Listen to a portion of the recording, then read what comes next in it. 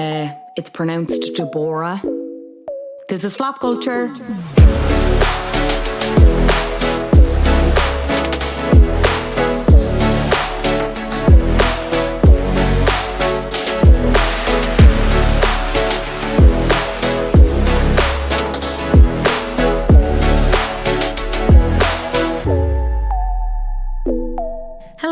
You are listening to Flop Culture, a podcast where we mainly talk about flops, but we also talk about bops, hot goss, pop culture at large, and everything in between. I'm your host, Fionnuala J. I'm glad to have you here for the first time, last time, or otherwise. If you haven't listened to last week's episode, go catch up with myself and Brian Lloyd. We're talking all things Independence Day Resurgence. What a terrible sequel. Very much floppy. You'll enjoy it if you haven't listened already. Another film flop this week, but before that, let's take the news. As I was prepping to record, the Grammy nominations were announced. I'm going to pick a few of the kind of main categories, the categories I think people will be most interested in. We obviously had a few people kind of following the trend with the Grammys of not submitting records. This year, significantly, it was Silk Sonic, who are Bruno Mars and Anderson .Paak. They did not submit their album, even though they won a load of awards for Leave the Door Open the previous year.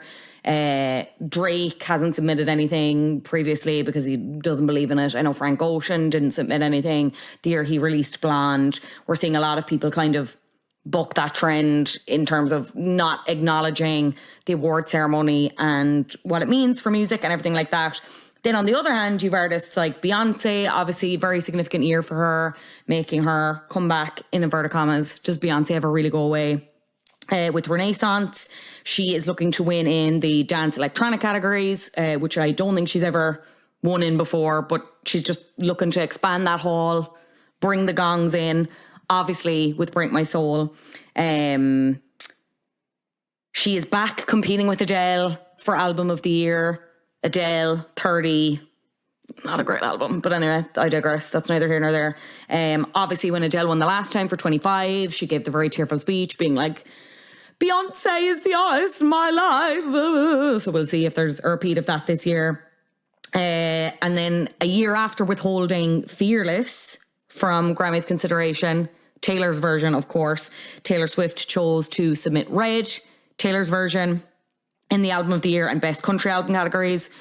Very much seeing this as like a redemption era for those albums and for her, because obviously Red was originally up for Album of the Year and Best Country Album the year it was originally released, and she did not win in either of those categories. All Too Well, the 10-minute version, is obviously up for awards. Record of the Year, Song of the Year, Music Video of the Year. There's a couple of some of the other vault tracks, I Bet You Think About Me, is up for stuff. But in terms of the big contenders, one thing I was surprised about, ABBA came up in this a lot more than I anticipated. So Record of the Year, we have ABBA, Don't Shut Me Down, Adele, Easy On Me, Beyonce, Break My Soul, Brandy Carlisle featuring Lucius, You and Me on the Rock, which is a great song, and I only heard it because I was listening to Rowan Collins on RT Radio 1 in the car one of the days. Really good song. I need to go back to that album. Doja Cat, Woman, Harry Styles, As It Was, Kendrick Lamar, The Heart Part 5, Lizzo, About Damn Time, Mary J. Blige, Good Morning Gorgeous, which is not an album I've listened to, but I will now because of that incredible title. Steve Lacy, Bad Habit. That's a Record of the Year. Album of the Year, then we have ABBA, Voyage, Adele, 30, Bad Bunny, Un Verano Sin Ti. There we go. Beyonce, Renaissance, Brandy Carlisle, In These Silent Days, Coldplay, Music of the Spheres, which is laughable, Harry Styles, Harry's House, Kendrick Lamar, Mr. Morale and the Big Steppers, Lizzo, Special, Mary J. Blige, once again with Good Morning Gorgeous, but the deluxe version this time, not the regular. Song of the Year, we've Adele, Easy On Me, Beyonce, Break My Soul, Bonnie Raitt, Just Like That, DJ Khaled, God Did, Gayle, ABCDFU, which, if you ever have imposter syndrome, just remember that Gayle, named after Gail Platt from Coronation Street, jury's still out on that, and her saying the fucking alphabet is up for Song of the Year. Hashtag believe in yourself. Harry Styles, As It Was, Kendrick Lamar, The Heart Part 5, Lizzo, About Damn Time, Steve Lacy, Bad Habit, Taylor Swift, All Too Well, in brackets, 10-minute version, in more brackets, the short film. And then I won't carry on, just one last category. Best New Artist, we have Anita, Domi and JD Beck, Latto, Maneskin, which is very significant given the Eurovision beginnings and everything like that. Molly Tuttle, Mooney Long, Omar Apollo, Samara Joy, Toby Inouye, and Wet Leg. So we shall see. That usually happens February time-ish next year. Obviously, loads of other categories. If you want to go look up the full list, you can. I'm still enthralled at the fact that Gail was nominated for the Song of the Year. The person who came up with the alphabet song is rotating, doing flips in their grave. Anyway, we'll be looking forward to watching that closely. Seeing the fashion, seeing the performances, seeing if Taylor Swift wins everything, if we're going to have a Battle of the Gals again, Adele v Beyonce, v Taylor Swift Smackdown. Let's go. Elsewhere, Chris Evans is the sexiest man alive, according to People, the magazine, and society at large. Put in a drum there, Adam. He's taken over the mantle from Paul Rudd. Usually I wouldn't include this because, like, what's the story there? White man is hot. Like, stereotypically good-looking man recognised for jawline, hair and face. Cool, okay. Not really groundbreaking. In the words of Shania Twain, that do not impress me much. But what was significant is that usually this is, when someone's picked for something like this, it's usually baked into them promoting something, you know what I mean? But Chris isn't promoting anything at the minute. There's no movies, no TV shows, whatever, blah, blah, blah. He's promoting instead the want to become a husband, a dad, a traditional life, if you will. He said in this issue that, like, because they were talking about dating, whatever, within the People issue. And he's saying, talking about having this desire to settle down one day, start a family. And he said, that's absolutely something I want. Wife, kids, building a family.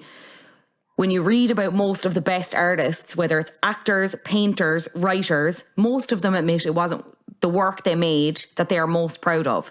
It was about the relationships, the families they created, the love they found, the love they shared. Fair enough, okay. I'm loving this rebrand as Family Guy. That's interesting. But then I suppose what was significant as well is that it kind of came with this tail end of news that he has a girlfriend. They've been together for like a year and it is serious. Her name is Alba Baptista. She's 25. She's an actress.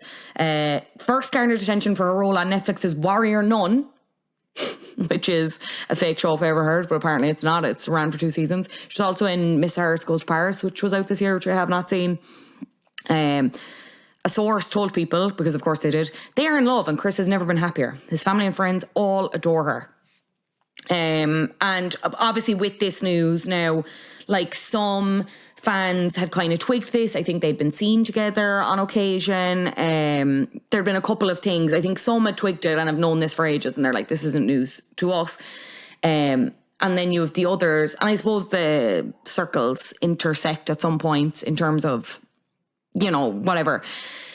Some of them are absolutely devastated at this news, obviously, because he is the nice Chris and he is an absolute lash bag, unsurprisingly. I just wanted to include this because De Moi, for anyone that's unfamiliar, it's this Instagram page. They call themselves like curators of pop culture. It's like this anonymous person or people, whatever. They used to basically post tidbits of alleged celeb gossip. It kind of expanded to this website where people then could submit their own blind items about celebrities, like unverified celebrity gossip. I really have to stress that it's all completely unverified. That's important, right? They have a book now, they have merch, whatever, blah, blah, blah. They've gotten into hot water with celebs before because they do this series called, I think it used to just be called Spotted, where they would share where celebs were at a given time, like a restaurant or whatever. They've since changed it so that now that it's not in real time, but it's just to show like where your favourite celebs are going out and everything else, blah, blah, blah. But anyway, I know Sebastian Stan called them out. I think it was about that, if it wasn't just about kind of the unverified, like them being like, X is shagging X, whatever. Anyway, that brief explainer aside, I'm sure all of you understand what Dumas is and how it works. But anyway, a Chris Evans stan, I'm assuming, sent in this submission to Dumas in the wake of this news, because you can imagine there's a subsection of fans who who've been tracking this and feel like bamboozled. You've some who are devastated because their internet boyfriend is not their boyfriend, never really was their boyfriend, but now is fully in a committed relationship. And someone sent this in and it just made me chuckle quite a lot. So Adam, cue the emotional music. And actually, sorry, before Adam does that, I don't think this person's first language is English. So I'm gonna paraphrase for the sake of it making sense. Hopefully the comedy isn't lost. So the subject line is, "We are mad, but please hear us out." Hi, Dumois. I saw the Anon email and I heard your podcast about Chris Evans. And you asked on your IG stories why we are mad. All of the world knew he contradicted himself last summer with his laser focus on finding someone. Finding is in all caps. Which was published later on People magazine as Chris Evans is single. Now, after he was cornered, for God knows whatever reason, he comes out and says, actually, we've been dating for more than a year. The fans that are mad are not those who are unhinged because he is in a relationship. We are mad because when he wanted us to stream The Grey Man for him, he went on and played the internet boyfriend game while he has been dating her for 10 months at that time. Don't generalise that all of the fans are hating on her. After all, to some of us who are the fans that have been with him for years, we are not blaming her for anything. She didn't do anything wrong. He's the much older and more influential boyfriend. We are mad because we are now questioning everything he said when he needed the fandom support. Hollywood is a game, and we are aware of that. But the thing we demanded from him is honesty and respect. If you wanted to keep your relationship status private, we respect that. And we wanted you to be honest. And not saying, I am single and looking for the one. I hope you post our opinion, as I know some of the fans are against any woman he dates. But that's not all of us. No. He needs to know this. Defending you? Never again. Hiding your mess? Never again. You disrespected us because you lied. Not because you were dating. And now you are on your own. Sincerely, ex-devoted fans for years. Captain America's not real. I can't stress that enough. And I tell you what, touching grass, it's free. The cost of living crisis will never affect going out and touching some grass. That's all I'm going to say on that. But speaking of Dumois, I can't believe how much I'm referencing Dumois in this episode, but anyway. Sunday passed, we had Dumois sharing a message from a follower who claimed that they saw Emily Ratajkowski and Pete Davidson out on a date in New York. The message read, "Can't believe I'm saying this, Anon please, Emrata and Pete Davidson on a date in Brooklyn together. Holding hands and all," in caps. I'd love to think that was just a Cork person being like, holding hands and all? Girl, they were holding hands and all. Skitting. The fan also claimed his hands were all over her and they're clearly hooking up. Sorry. Pete Davidson and Emily Ratajkowski, reportedly spotted on a date over the weekend. He's obviously just on the rebound from Kim Kardashian. She split from her husband, Sebastian Bear McClare, earlier this year. They share a son together. A source told Us Weekly on Monday, Pete and Emily have been talking for a couple of months now. And the insider added that the pair are in the very early stages, but both really like each other. Which made me think, right, was obviously Pete Davidson is bouncing around. Ryan Bailey, if you follow him, he does the podcast So Bad It's Good with Ryan Bailey. He was like doing the breaking down the timeline of his kind of famous relationships. Pete Davidson's not Ryan Bailey himself. And you know, like you're talking obviously pre-Kim, there was Phoebe Dynevor from Bridgerton, Cassie Davidson, Ariana. Yup, Ariana. There's someone else in the middle of that was high profile that is, you know, he's been connected to Kaya Gerber. Like, what? What is it? What is it about him? That's the question I asked. And I was thinking, what does every woman want, you know? Because he clearly has it. And then I realised, gender equality, it's in his mouth. It has to be somewhere around the back of those tonsils, because why would that many extremely gorgeous women be doing this? And then I thought as well, you know what else he might have? A fair share of household chores in his trousers. That's all women want. That's all women want. And he has them all. He has secrets. He has government secrets, and he keeps them in his jocks, and someone needs to investigate. And let it be Emily. Let it be our normal, hot celeb girl. Let her do it, because Kim was never going to do it. Kim's not concerned with those secrets. She has secrets of her own. I mean, fair play. We'll see. We shall certainly see. I feel like Emily is trying to shake the Brad Pitt rumors, and this helps her podcast. And by that token, what does Pete get from this, I hear you ask? Pete gets to shag Emily Ratajkowski, allegedly. Flop Culture has no legal team to back up those claims, so please don't come looking. What do we think? Are they really together? Let me know. At @flopculture_pod. I'm sure this is not the end of the story. Speaking of stories, on Flop Culture this week, an interesting flop, because on paper, this should have been a smash. You're talking the golden boys of comedy, parodying the music industry at large, as well as a divisive figure in pop music, accompanied by a very credible cast, celeb cameos to beat the band, and while rave reviews followed, ticket sales were slow, so slow that the movie lost $11 million at the box office. Ouch. However, since its 2016 release, it's developed a bit of a cult following that includes my guest and now me, because I loved it. Spoiler alert. Rolling Stone staff writer Brittany Spanos joins me to talk Popstar, Never Stop, Never Stopping. Brittany Spanos, a pleasure to have you on Flop Culture. How are you doing? Good. Thank you so much for having me. What did you pick? I always ask this as if I don't know, but we're about to record an episode on it, so I do know. But tell the lovely listeners at home, what did you pick? I chose Popstar, Never Stop, Never Stopping. Which I was delighted you did, because it's been on my radar, and it's always been something that I'm like, I would really enjoy this. I don't know why I've never watched it. And it was only after watching this and doing the research for the episode, I'm 90% sure that it was actually never released in Ireland because it was a flop. Yeah, it's insane.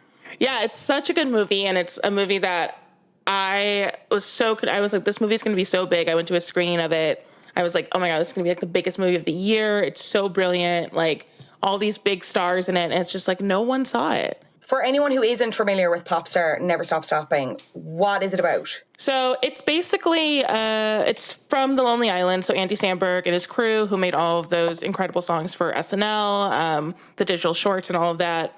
So they made this film about a fictional pop star who is based very, not loosely off of Justin Bieber, but also, you know, a lot of other pop star kind of tropes, and it's a big parody of the music industry, of sort of, you know, just kind of ridiculous pop star behavior.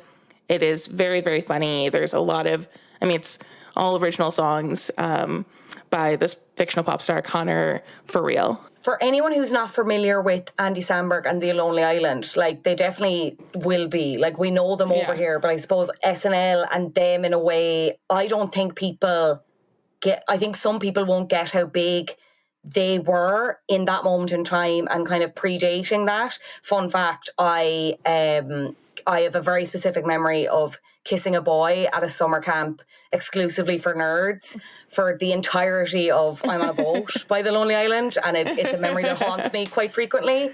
But for anyone unfamiliar, like, what was it about them that people just loved? Yeah, so when Andy Samberg was the only person in Lonely Island who was technically on Saturday Night Live. And it was, I feel like SNL is constantly in these cycles of everyone's like, oh, it used to be so much better before. It used to be so much better in the 70s. Like, it's losing its touch. And it was kind of in a little bit of a slump, really. Like, it was doing the same things over and over again. It just had the same exact structure that it had for, I guess at that point, like 20, 30 years. So Andy Samberg and The Lonely Island doing the digital shorts, doing these original songs, was like a huge coup for SNL to kind of come into the 21st century. And YouTube had just started to become really big, and they were able to kind of really work with that and make these viral moments, like some of these like early viral YouTube moments with these original songs that are also like, they're funny, they're ridiculous. Like Lazy Sunday, of course, was the first one that really broke them through. And, you know, it's just, they were also just like really good songs. Like, they were really catchy songs. Of course, Dick in a Box did really well. And, you know, they did songs with like Rihanna and Green Day, and they got all these like huge stars who had come through SNL to be able to do something really fun and kind of parody themselves or parody their style of music. And it was just always really popped off for them. They had kind of come off the back of some other box office flops. So there was Hot Rods, I think, and MacGruber. Each of them were kind of individually involved with both of them in some capacity. And again, very similar to this, did quite poorly at the box office, but developed this cult following as this has. Yeah. Why do you think this flopped so badly commercially? Because, as I said, I'd never watched it before today. I genuinely think it's hilarious. Even in it's 2022 now. It came out in 2016. It hasn't aged that badly, which was my fear going into it. I thought it would be very dated. It's a great length. Yeah. It's 87 minutes. That's a whopper movie length for me. Judd Apatow's in it. We'll go through the cast later on. Absolutely stacked cast. But something about this didn't connect. Or what's your theory behind it? Yeah, I mean, I think also, especially in comparison to Hot Rod, I feel like more so than MacGruber is like, Hot Rod I feel like was a lower budget film, right? Like, that was like a much, much lower. This was like $20 million. Like, they spent a lot of money on this movie. And so for it to not do as well as it did, I think it only made like a fraction of that back. $9.5 million against a $20 million budget. Like, that's insane. Yeah. And I don't know. I honestly, like, I've thought about it a lot. I was like, I really just have genuinely no idea, because I feel like maybe it just wasn't promoted correctly. Maybe it just like, you know, maybe it just wasn't the right time. Maybe people just weren't interested in this type of story. It felt to me like the perfect time, because this has been, Justin Bieber was on his apology tour for, during his like Purpose era, post his, 2-3 years of doing the most chaotic things a pop star could do. And this felt like such a perfect send-up of that. But for some reason, people just were not ready for it. So I think it might have been more of a promotional thing than anything else. But yeah, it's really weird. Like, I feel like it just never took off. Like, the reviews were really good. There's a lot of promise in it. But it was really fascinating to me that no one saw it.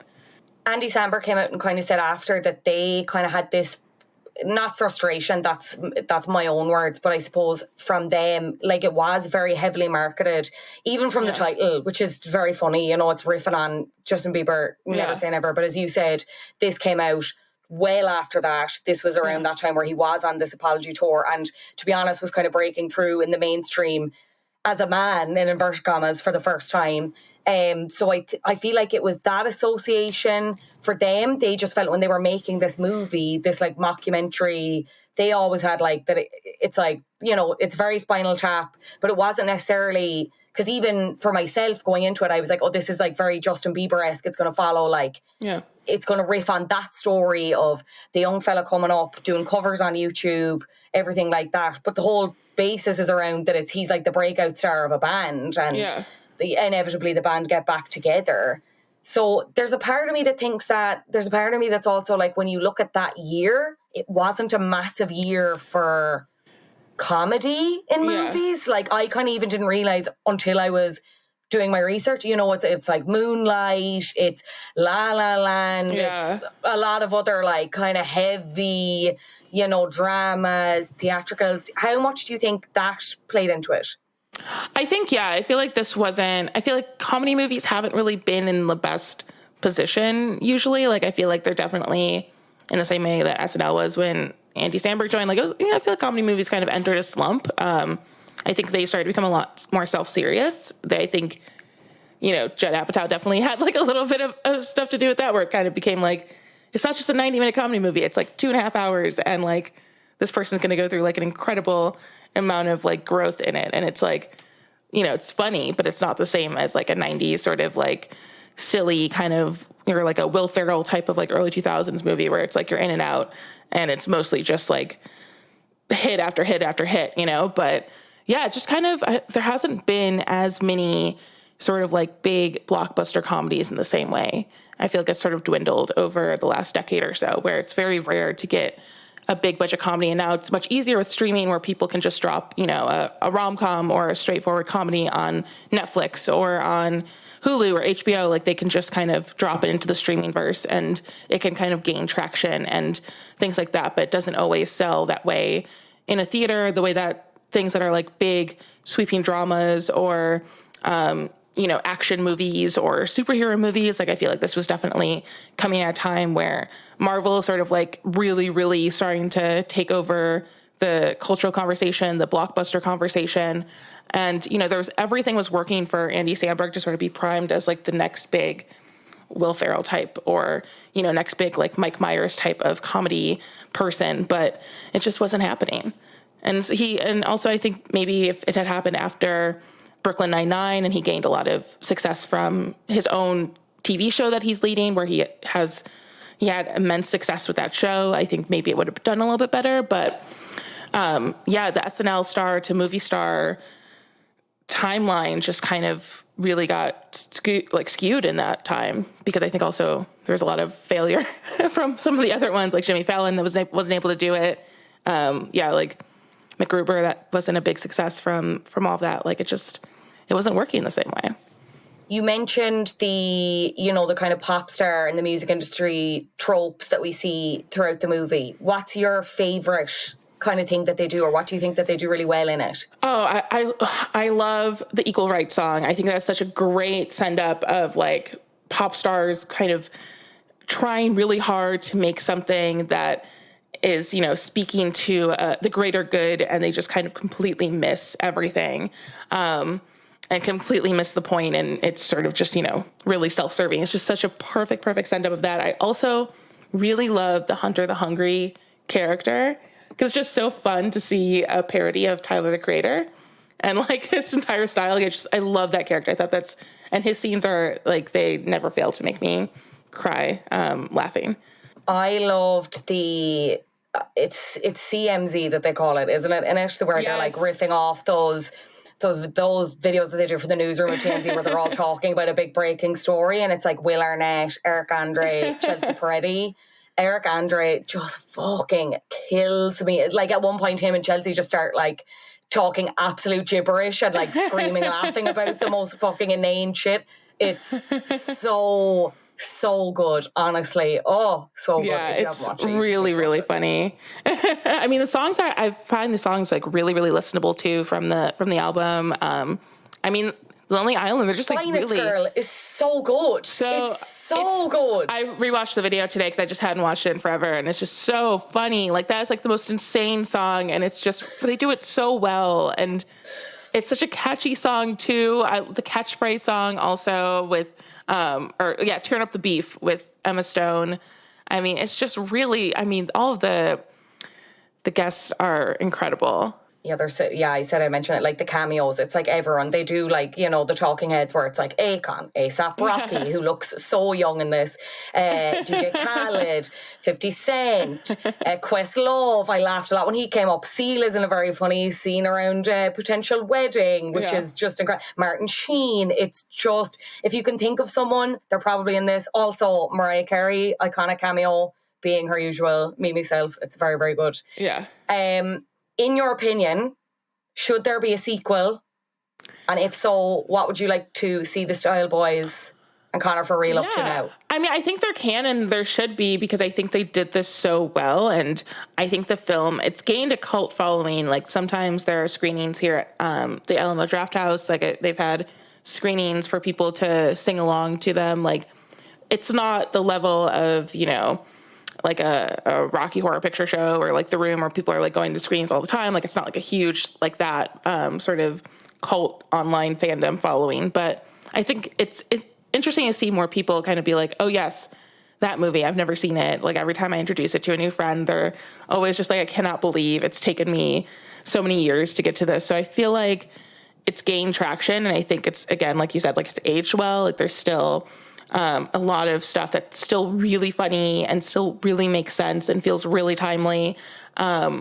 So I can see them doing it. I would love, if they did like another sort of send up of another kind of pop star, that could be really funny. Or, I think like doing another sort of like pop star trope would be really great. Like, Connor can go country in the next one or something. Like it's something like really, really insane. And they would have a lot of fun with it. And I think that it would be really good time. But I feel like this movie is just like, it's so good. And I think they could easily do it again. Like The Lonely Island are just such talented songwriters, and I don't think they get enough credit for how well they're able to parody styles of music and parody like certain like lyrical structures and certain just all kinds of musical tropes. Like they're just really, really good at doing that.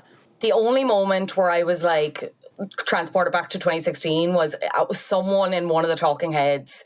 They're talking about like being sad and saying that they haven't been sadder since a character in The Good Wife died. And I was like, oh, okay, we're not actually in the present day. But everything else, I was pleasantly surprised. Everything else held up so well. Yeah. So good. And the one thing that I wonder too, like if they had sort of given in more to the idea of this like pop star breaking out from a group, like the group is so clearly styled after the Beastie Boys, which feels like, in retrospect now, like I liked it when I first saw the movie, but like rewatching, I'm like, like that, like that might have felt already a little bit aged out for people who like aren't super like nerdy about music and care. Like I feel like some people are probably like, what is this? And it makes sense for those three who very clearly draw a lot from the Beastie Boys and a lot of what The Lonely Island does, which is, like Lazy Sunday, for example, is again, like that being the first thing they worked on for SNL is such a Beastie Boys send up as well.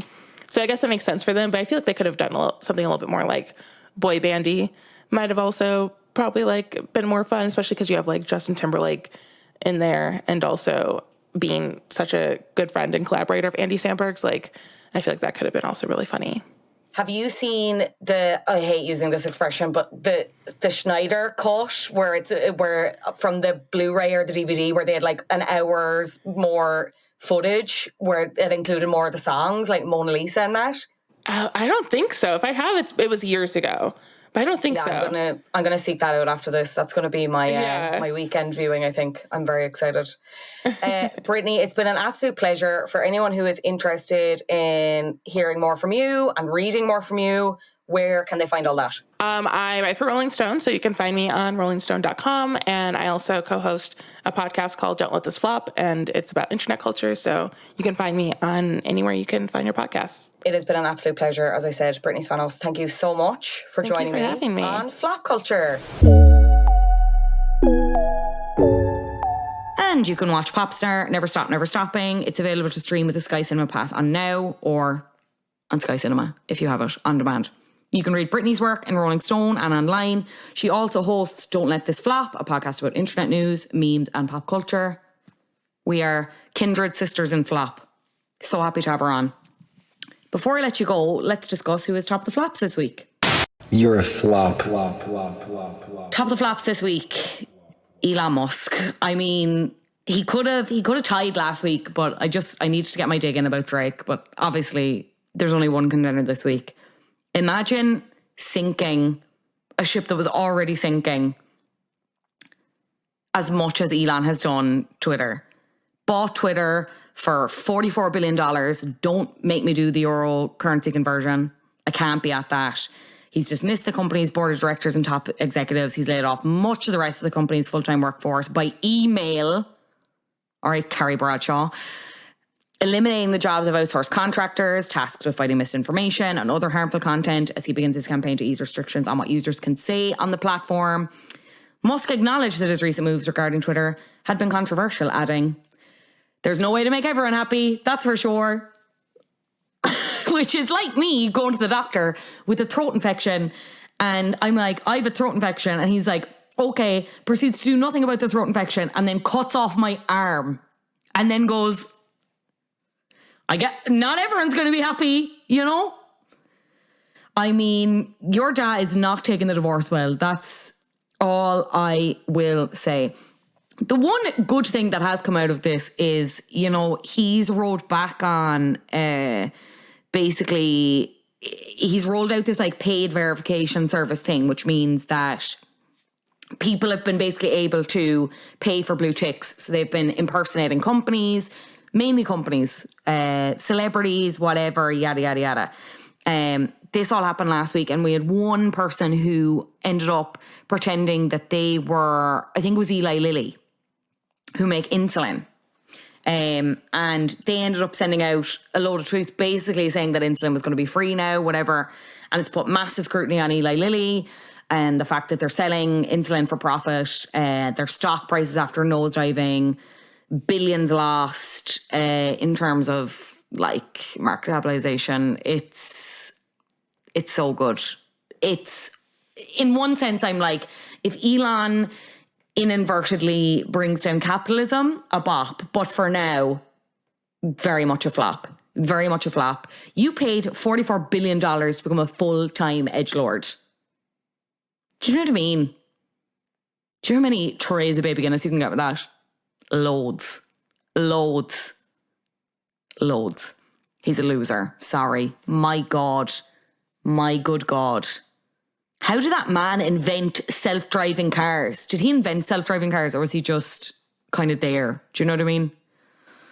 Heinous vibes. Anyway, Elon Musk, in Anne Rabbisin fashion, you are top of the flops this week. Goodbye. Goodbye, Kyle. Thank you so much for listening to Flop Culture. We are on Instagram and TikTok under flopculture_pod. You can get in touch at helloflopculture@gmail.com. If you leave a 5-star review and your name or nickname on Apple Podcasts, I will recommend a bop to you. You can also leave a 5-star review on Spotify. This week's bop is for Griffey J. Thank you so much for a 5-star review. You can go watch Prey on Disney Plus this weekend. It's a Predator prequel. It's the 5th movie in the series. The cast are incredible in this. It's mega gory, just FYI. But it's very, very good. I really cannot understate how good the cast as a collective are. And also, just FYI, no spoilers, but if you start it and you're worried about the dog, spoiler, the dog doesn't die, so it's fine. You can keep watching. Don't be stressed. We'll be back next week. We only have 2 episodes left this season. What a joy. And you're going to love them. One is an Irish TV reality show classic, and the other is an album that kind of spawned the word flop as we know it in colloquial terms. So it's going to be a good one. We're going out with a bang. Podcast has been edited, as always, by Adam Shanahan. Artwork by Brian Lambert. Until next week, see ya.